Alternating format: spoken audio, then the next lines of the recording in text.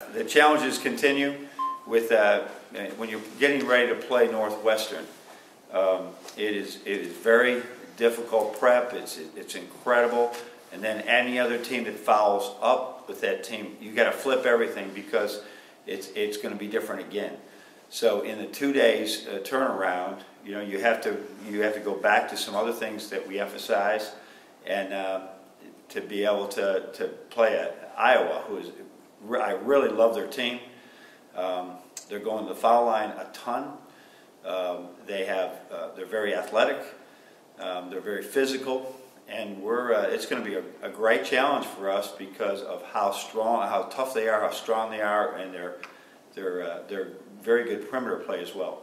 Fran usually like to push the pace, but against you guys that seems a little dangerous. Teams have paid the price for that. Yeah, I'm not sure what the tempo will be. We sort of morph to whatever the tempo needs to be.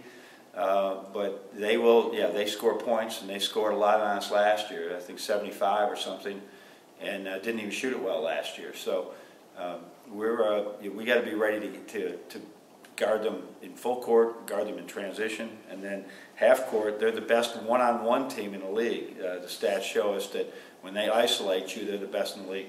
Do you prefer it to be up-tempo? I prefer whatever it takes to get a W, really. If we gotta sit down and guard for 34 seconds, we will do that. If we have to, if we need to run, we need to slow the pace. Whatever we got to do, we just want to do. I think that's what I envision the great teams can do. They can adapt.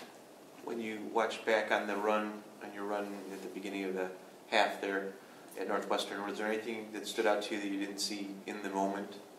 I mean, that you guys did particularly well? Oh, we did a lot of things well. I think we focused on some of the things in transition D that we got to continue to work on. We're talking about our transition D. We have to continue to work on it because it's given up too many points, and we say it has a lot to do with. That's, I think, the most difficult thing for young teams to grasp is transition defense, because it usually comes on the heels of a turnover, on the heels of a missed shot, or a missed call maybe by the officials, and a long rebound, and you got to change in, put your defensive uniform on immediately. So that's our number of young players is really shown in defensive transition.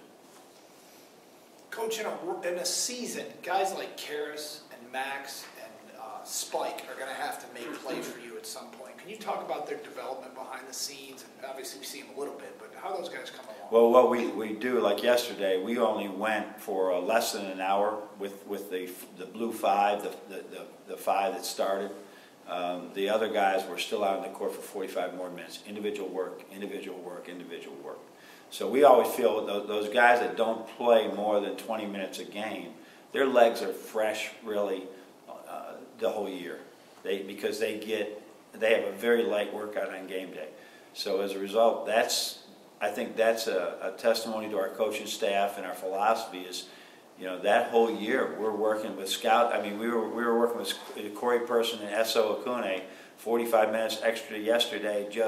It makes them better, it makes our scout team better, that makes us better. You guys getting a laugh watching Mitch dive for the ball?